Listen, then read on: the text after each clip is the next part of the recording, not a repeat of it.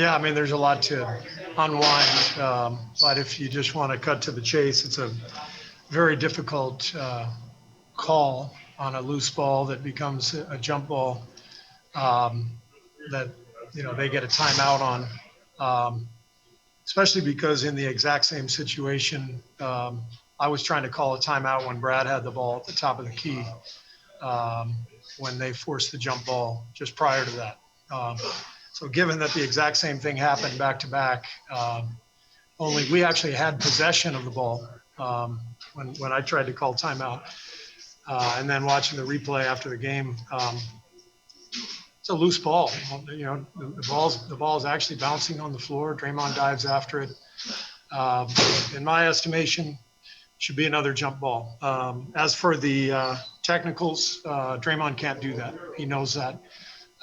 He made a terrible mistake getting teed up and giving them the chance to shoot 2 free throws and tie the game. How was Draymond post-game?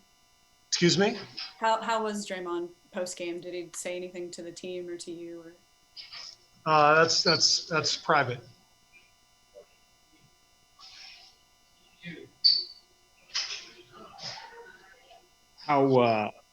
Let's go quickly to the beginning of the game. It's kind of an odd night, but Steph leaves with about 5 seconds, leaves the court with about 5 seconds before tip. What led up to that? What happened? I hear he's not feeling well. Yeah, he's going through his usual warm-up routine. He just did not feel well at all. And so he came back in, saw the Charlotte team doctor, went out, tried to warm up and just wasn't feeling good. And so we made the decision, training staff and Steph and we all made the decision to not play him. So we'll see how he's doing tomorrow. Is it just dizzy? I mean, I know it's he's not in health and safety protocols. It's obviously something that was concerning. No, there were no protocols in place. This was just him feeling sick. Gotcha. Coach Mark Haynes, with starting the game without Steph, did that kind of throw you guys off a little bit?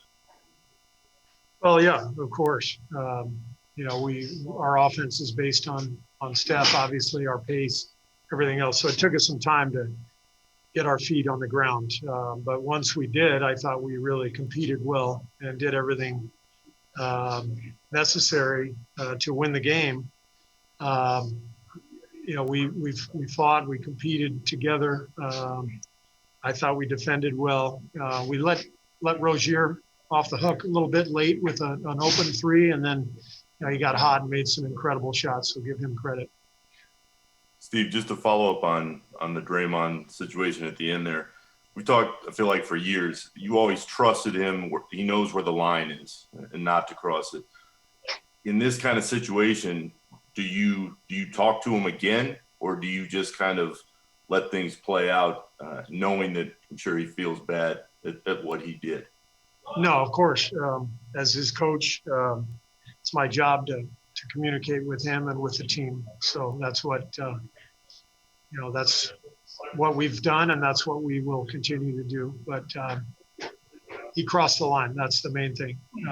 We love his passion and his energy, and we would not be the team we are without him. But that doesn't give him license to cross that line, and he knows that. Did the officials? Was it because he spiked the ball down, or what was the explanation on why they gave 2 technicals instead of 1? I didn't have time to ask all that. We were sorting through the game and trying to figure out how we were going to play it with the jump ball coming. So it happened pretty quickly, and once he got tossed, we were scrambling just to get Juan in the game and try to get the jump ball organized. Steve, on the topic of calls, that play where Oubre went up for the dunk, yeah, it looked like it got tipped. Why didn't you decide to challenge that one? Can't challenge a non-call. You can only challenge a call.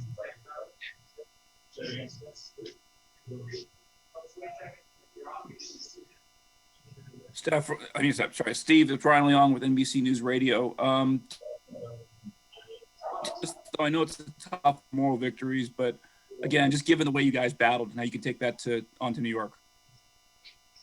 Well, it's a tough loss. Obviously, they don't get any tougher than this one. Then that's 2 straight back-to-back really difficult losses. So that's my job to get the team organized and emotionally ready to play New York, and we'll keep moving forward. That's what you do. NBA season is filled with a lot of ups and downs, and obviously this is a really tough one, but got to get ready for the next game. Hey, Coach, William Hammonds with Sports Fans Rep. Do you anticipate Steph playing against New York?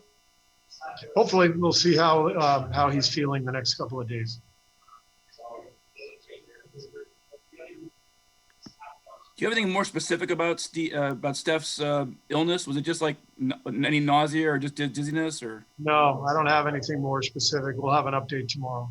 Okay, thanks. Steve, were you able to get a feel for the locker room, I guess the mood and just how guys took it after back-to-back losses like this, and especially the way this one came down tonight?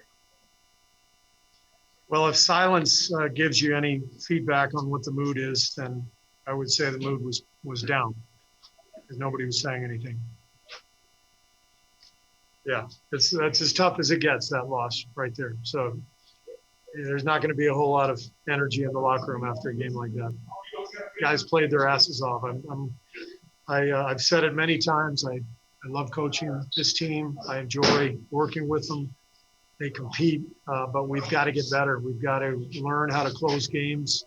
Our execution has to improve at both ends. I thought we got a little lazy with our offensive execution, kind of walking the ball up the floor, not playing with pace the last couple minutes. And then defensively, as I said, we let our guard down a little bit, and they got hot, from the 3-point line. And we've got to figure out what it means to close games. It's just at both ends what that means. Thanks for watching ESPN on YouTube. For live streaming sports and premium content, subscribe to ESPN+.